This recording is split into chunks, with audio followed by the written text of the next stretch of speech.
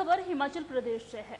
CM Jairam Thakur ने कहा कि हमने व्हाट्सएप प्रबंधन को लिखित में भेजा है कि कोई भी मेरा व्यक्तिगत फोटो किसी भी आईडी में नहीं लगा सकता है। आपको बता दें कि हिमाचल में साइबर फ्रॉड से निपटने के लिए सख्ती से सरकार काम कर रही है, जिसकी सुविधा मंडी और धर्मशाला जैसे 2 थाने में मुहैया कराई गई है।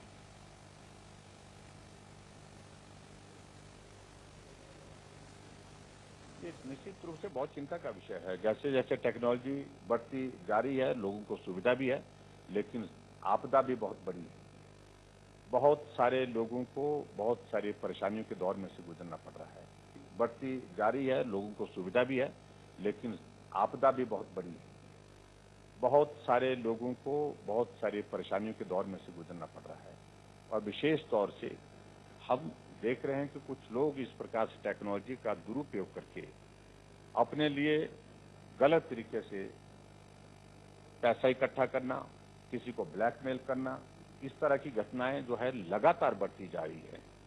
हम अब खुद ही देख रहे हैं कि व्हाट्सएप ग्रुप में मेरे नाम से कई बार आईडी मेरे को व्हाट्सएप ग्रुप को लिख करके देना पड़ा कि अल्टीमेटली कि मेरी जो फोटो है वो कोई दूसरा इस्तेमाल नहीं करेगा। इंडिविजुअल फोटो जो है आईडी के रूप में कोई इस्तेमाल नहीं कर सकता, ये उनको व्हाट्सएप को लिख करके देना पड़ा है, क्योंकि कोई 8-10 ग्रुप 8-10 बार उन्हें मेरे नाम से आईडी बना करके पैसे मांगने शुरू कर दिए। चीफ जस्टिस के नाम से, चीफ सेक्रेटरी के नाम से, मंत्रियों के नाम से, और उसके बाद दूसरे जो टेक्नोलॉजी में किसी को जोड़ करके उनका फोटो लगा लेना और उनका चेहरा लगा लेना और उसके बाद उससे ब्लैकमेल करना, तो ये और इसी बीच वक्त तो चला है एक बहुत छोटे से ब्रेक का, कहीं मत जाइएगा, फौरन लौटते कुछ और खबरों के साथ।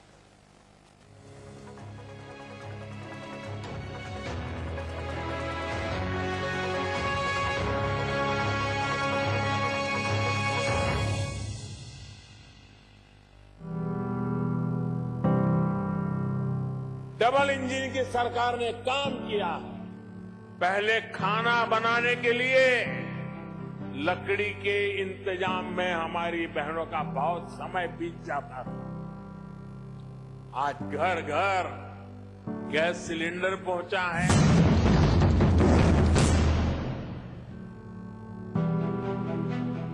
हिमाचल में डबल इंजन की सरकार से राज्य में बह रही विकास की बयार। केंद्र और राज्य सरकारों के साझा प्रयासों से हिमाचल बना देश का पहला एलपीजी युक्त और धुआं मुक्त राज्य। प्रधानमंत्री नरेंद्र मोदी की प्रेरणा और मुख्यमंत्री जयराम ठाकुर के संवेदनशील नेतृत्व का नतीजा है कि हिमाचल की महिलाओं के जीवन स्तर में बड़ा सुधार आया है।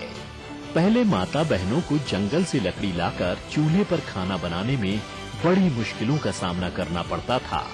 चूल्हे का धुआं कई बीमारियों का कारण बनता था, लेकिन अब हिमाचल में हर घर की रसोई उज्ज्वला और मुख्यमंत्री गृहिणी योजना से जगमग है।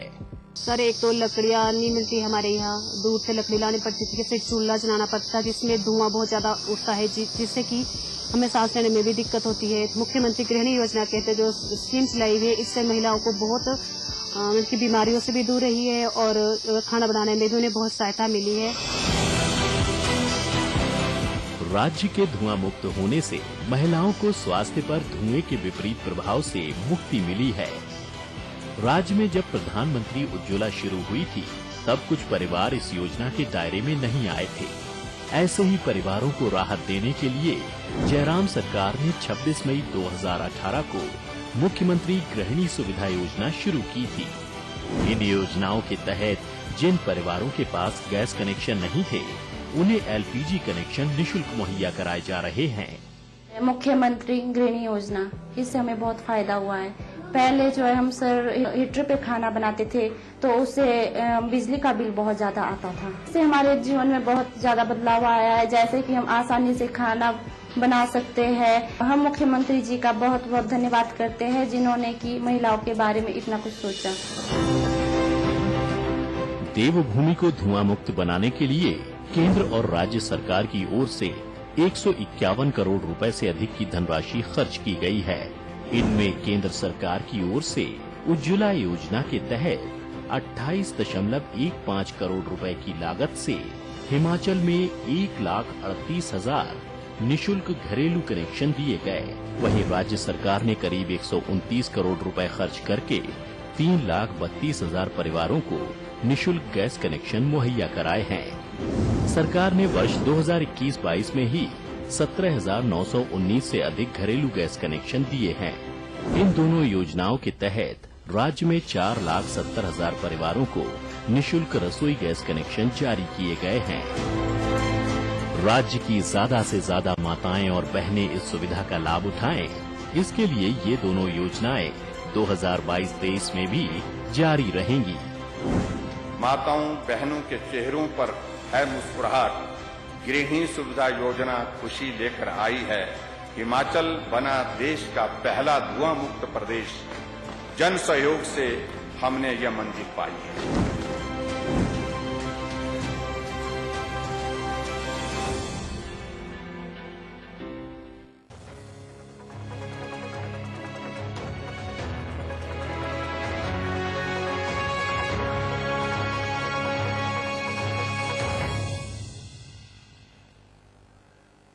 ब्रेक के बाद बहुत बहुत स्वागत है आपका। खबरों में आगे बढ़ते हैं। हिमाचल प्रदेश में नवंबर महीने में विधानसभा चुनाव प्रस्तावित है। ऐसे में आम आदमी पार्टी नेताओं द्वारा प्रदेश में सदस्यता अभियान चलाकर अधिक से अधिक लोगों को जोड़ने का काम किया जा रहा है। वहीं आप पार्टी के जिला अध्यक्ष सुरेश कुमार ने कहा है कि बिलासपुर जिला में आप पार्टी से लोगों को जोड़ने का काम लगातार जारी है और पूरे जिले में 50 टीमें पार्टी की सदस्यता दिलाने का काम कर रही है। उन्होंने कहा है कि अभी तक 27,000 से अधिक लोग आप पार्टी से जुड़ चुके हैं और आने वाले समय में इसकी संख्या और भी बढ़ेगी। साथ ही सुरेश कुमार ने कहा है कि बीजेपी के राष्ट्रीय अध्यक्ष जेपी नड्डा का गृह जिला बिलासपुर होने के साथ ही केंद्रीय मंत्री और सांसद अनुराग ठाकुर का संसदीय क्षेत्र भी है। यहां जल्द ही आप पार्टी एक बड़ी जनसभा बिलासपुर में आयोजित करने जा रही है, जिसमें दिल्ली के सीएम अरविंद केजरीवाल और पंजाब के सीएम भगवत मान शिरकत करेंगे। साथ ही उन्होंने राज्य में फ्री बिजली सेवा को अरविंद केजरीवाल की नीतियों को कॉपी करना शुरू कर दिया है। केजरीवाल जी की नीतियों को अपनाना स्टार्ट कर रही हैं और वोट बटोरने के चक्कर में आज कांग्रेस पार्टी भी 300 यूनिट बिजली फ्री और साथ में महिलाओं को 1500 रुपए देने का प्रतिमाह का वादा कर रही हैं। ये पार्टियां दिन प्रतिदिन जो है केजरीवाल की नीतियों को अपना रही हैं। अभी हमारे छत्तीसगढ़ के मुख्यमंत्री यहाँ आए, उन्होंने साथ में सचिन पायलट जी भी आए थे। उन्होंने यहाँ पे मिलके ये घोषणा की कि 300 यूनिट बिजली फ्री देंगे। तो ये क्या केजरीवाल की नीति नहीं थी? ये केजरीवाल की नीतियों में ही आता है, क्योंकि इनको पता है वोट बटोरने के चक्कर में कार्य कर रहे हैं। और हर घर तिरंगा अभियान के तहत उपायुक्त डीसी राणा की अध्यक्षता में आज उपायुक्त कार्यालय से लेकर चंबा शहर में तिरंगा रैली आयोजन किया गया है। इस रैली में विभिन्न विभागीय अधिकारियों, कर्मचारियों और गैर सरकारी संगठनों के प्रतिनिधियों सहित स्थानीय गणमान्य लोग ने हिस्सा लिया है। वही इस अवसर पर डीसी राणा ने कहा है कि भारत आजादी के 75वां वर्षगांठ मना रहा है, जिसके तहत हर घर में 13 से 15 तारीख तक तिरंगा झंडा फहराया जा रहा है। उन्होंने आगे कहा है कि राष्ट्रीय स्वाभिमान का प्रतीक तिरंगा फहराने के साथ सेल्फी खींचे और सोशल मीडिया में शेयर अवश्य करें। साथ ही उन्होंने सभी जिलावासियों को स्वतंत्रता दिवस की अग्रिम स्वतंत्रता दिवस की बधाई दी है। वही इस दौरान पुलिस अधीक्षक अभिषेक यादव, जिला भाजपा अध्यक्ष जसवीर नागपाल सहित अन्य गणमान्य लोग मौजूद नजर आए। वर्ष बना रहा और इस उपलक्ष्य पे हर घर तिरंगा यात्रा का आयोजन किया गया है। सभी से निवेदन है कि वो 13 तारीख से 15 तारीख तक अपने घर में झंडा आप फहराएं और उसके साथ सेल्फी खींचें, सोशल मीडिया प्लेटफॉर्म पे शेयर करें। और हमें भारतीय होने पे गर्व है कि हम अपने स्वतंत्रता के 75 वर्ष बना रहे हैं। सभी को स्वतंत्रता दिवस की। और हिमाचल प्रदेश विधानसभा के मानसून सत्र के तीसरे दिन छात्र संगठन एसएफआई और डीवाईएफआई ने छात्रों की विभिन्न मांगों को लेकर विधानसभा का घेराव किया है। वहीं एसएफआई के कार्यकर्ताओं ने चौड़ा मैदान तक रैली निकाली है। चौड़ा मैदान में पुलिस ने बैरिकेड्स लगाकर इन्हें आगे जाने से रोका है, जहां इनकी पुलिस के साथ झड़प भी हो गई है। साथ ही एसएफआई ने आरोप लगाया है कि वर्तमान सरकार ने भर्तियों में धांधली की है, जिससे काबिल युवा बेरोजगार हो गए हैं। वहीं एसएफआई के राज्य सचिव अमित ठाकुर ने कहा है कि ये सरकार बैकडोर भर्तियां कर रही है, एक संगठन विशेष के लोगों के लिए नियमों को ताक पर रखकर भर्ती कर रही है, जिससे बेरोजगारी बढ़ रही है। साथ ही उन्होंने कहा है कि पीटीए के नाम पर करोड़ों रुपए एकत्रित किए जा रहे हैं, लेकिन कहां इसका उपयोग किया जा रहा है इसका पता नहीं है। और कॉलेजों के अगर हम हालात देखेंगे ना, तो कॉलेजों के पास बहुत सारे कॉलेजों में बिल्डिंग नहीं है। हम अभी चंबा के अंदर गए, भले के अंदर कॉलेज आंगनबाड़ी के अंदर चल रहा है, सिर्फ एक टीचर जो है कॉलेज को चला रहा है। वहाँ पर 250 के करीब बच्चे हैं, वो कैसे पढ़ाई करेंगे, उनके बारे में कौन सोचेगा, उनकी पढ़ाई के बारे में, उनके भविष्य के बारे में किसको चिंता है। हमारे शिक्षा मंत्री जी यहाँ से अभी जा रहे थे, ये एक शब्द भी नहीं बोले। हम उनसे सवाल कर रहे थे हिमाचल प्रदेश के कॉलेजों में टीचर कब आएंगे। हिमाचल प्रदेश के 47% और हिमाचल विधानसभा के मानसून सत्र शुरू होते ही विभिन्न संगठन अपनी मांगों को लेकर सड़क पर उतर आए हैं। इसी कड़ी में प्रदेश के वोकेशनल अध्यापक अपनी मांगों को लेकर विधानसभा के बाहर चौड़ा मैदान में सैकड़ों की तादाद में इकट्ठा हुए और सरकार के खिलाफ जोरदार प्रदर्शन किया है। प्रदेश के सरकारी स्कूलों में कार्यरत व्यावसायिक शिक्षकों ने सरकार से अस्थायी नीति बनाने की मांग की है। वहीं वोकेशनल शिक्षक संघ के उपाध्यक्ष सुचिता का कहना है कि वह मुख्यमंत्री और शिक्षा मंत्री के सामने कई बार ये मुद्दा उठा चुके हैं। उन्हें हर बार आश्वासन दे दिया गया है। साथ ही सुचिता ने आगे कहा है कि 1100 स्कूलों में काम करने वाले 1881 शिक्षकों का भविष्य सरकार जल्द से जल्द सुरक्षित करे। हम लोग की बहुत पुरानी डिमांड है, आज की डिमांड नहीं, हमारी 8 सालों से यही डिमांड है कि सरकार हमारे लिए एक स्थायी नीति फ्रेम करे। उसके अलावा हमारी कोई डिमांड नहीं है। आश्वासन हमें बहुत बार मिले, इस बार हम चाहते हैं कि सरकार अभी चुनावों से पहले हमारे लिए स्थायी नीति फ्रेम करे। सर, लगभग 2000 वोकेशनल ट्रेनर्स हैं जो हमारे हिमाचल प्रदेश के अलग अलग जिलों में, अलग अलग स्कूलों में, अलग अलग ट्रेड्स में कार्यरत हैं। सर, अभी हमारी 20,000 ही तनख्वाह है, जिसमें से कटा के हमें 15,000 ही मिलती है। और हिमाचल में पशुओं में फैले लंपी वायरस को प्रदेश सरकार ने महामारी घोषित कर दिया है। अब अगर इस बीमारी से कोई पशु मरता है तो उस पशुपालक को इसका मुआवजा दिया जाएगा। वहीं प्रदेश में अब तक लंपी रोग से 79 पशुओं की मौत हो चुकी है, जबकि 1351 बीमारी से ग्रस्त हुए हैं। साथ ही साथ इस बीमारी की रोकथाम के लिए सरकार ने अब कंटेनमेंट जोन बना दिया है, वही घोषणा कर दी है इसकी। पशुपालन मंत्री वीरेंद्र कंवर ने कहा है कि सिरमौर, सोलन, चंबा, शिमला में लंपी के मामले ज्यादा सामने आ रहे हैं, जिसके रोकथाम के लिए लगातार प्रयास किया जा रहा है। वहीं पशुपालन मंत्री ने आगे कहा है कि विभाग के पास जहां से भी सूचना आ रही है, विभाग के द्वारा वहां जाकर वैक्सीन लगाने का काम किया जा रहा है।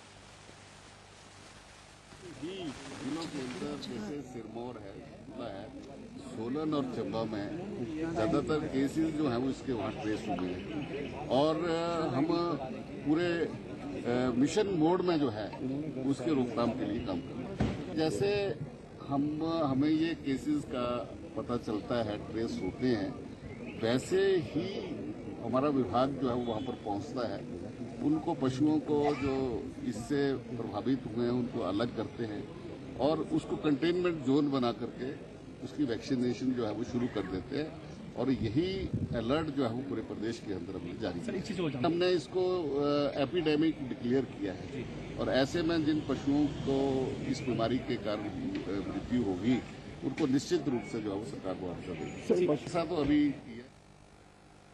और हिमाचल और उत्तराखंड के ऊंचाई वाले स्थानों पर बीती रात हुई मूसलाधार बारिश से यमुना नदी उफान पर आ गई है।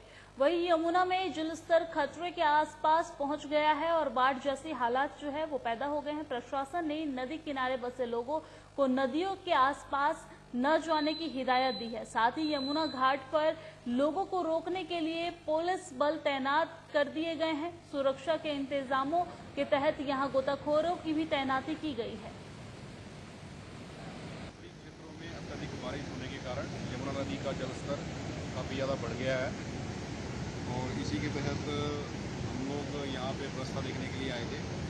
वैसे तो प्रशासन के द्वारा यहाँ पर गोताखोरों की नियुक्ति भी की गई है और वो होमगार्ड भी लगाए गए हैं।